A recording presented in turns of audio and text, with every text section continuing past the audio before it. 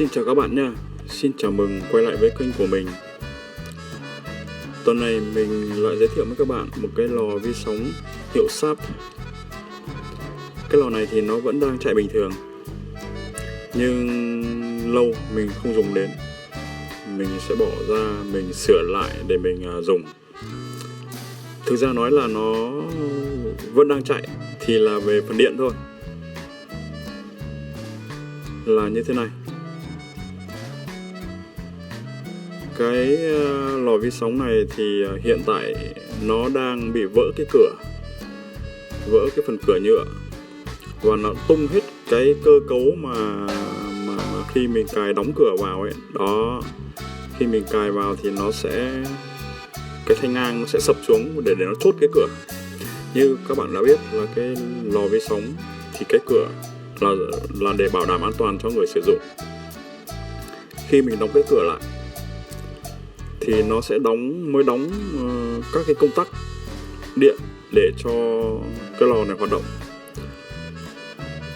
Cửa mà hở thì là nó sẽ ngắt một số cái công tắc ở trong đó, và lò sẽ ngắt. Qua đó là cái sóng vi 3 nó sẽ ngừng phát, và để cho an toàn cho người sử dụng. Do cái lò vi sóng này, cái cửa nhựa này nó bị dùng để lâu ngày, nó giòn quá rồi. Bây giờ phải làm thế nào? Bây giờ không thể đơn giản là hàn keo vào được, bởi vì cái hàn keo hoặc hàn nhiệt ấy, thì nó sẽ vỡ lại. Mình sẽ phải làm thế nào đây? Bây giờ hàn nhiệt cũng không được, nó sẽ vỡ lại đó. Nhưng cái thanh ngang đó thì phải giữ lại, bởi vì khi như cái lò này thì khi đóng lại nó sẽ đóng cho 3 công tắc.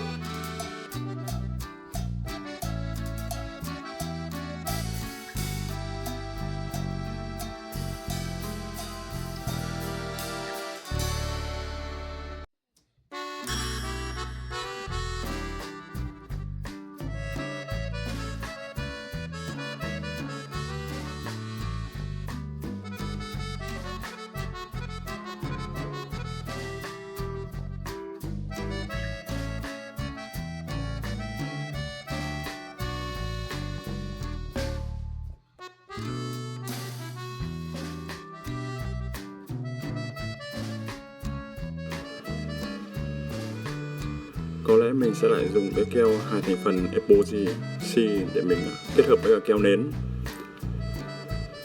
để mình định vị nó lại. Mình đang định dùng cái ống nước nhựa phi 10 này làm cái dây, tại vì nó phải đứng trên một cái dây để cái thanh trượt này nó trượt. Có một cái lò xo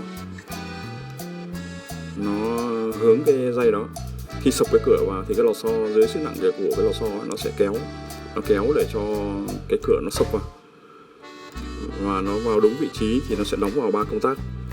Cái công tắc thứ nhất là để cho cái biến áp cao áp, tạo ra năng lượng V3 đó.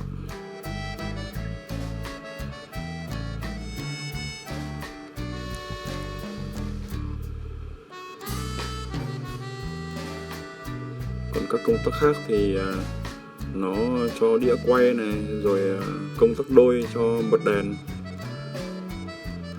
chiếu sáng ở trong nó. Nó có cả thể 3 công tắc. Cấu tạo của cái này nó thế. Mình sẽ phải làm cái như kiểu cái bản lề đó để cho nó trượt ở trong cái ống phim 10 đó. Đó là cái ống phim 10, ống nước mềm. Sau đó mình sẽ dùng keo nến này, mình cố định nó một chút.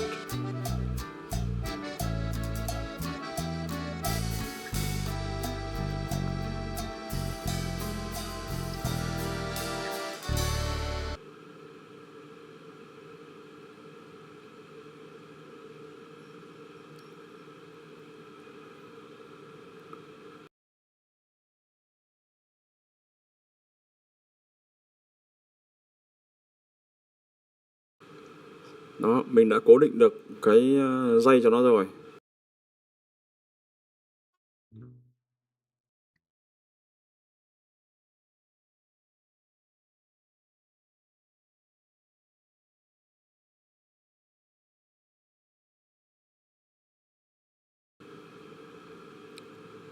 Mình sẽ cắt một miếng nhựa nhá, từ cái khay nhựa này để ốp cái mặt ngoài, làm cho cái dây nó không bị bửa ra ngoài.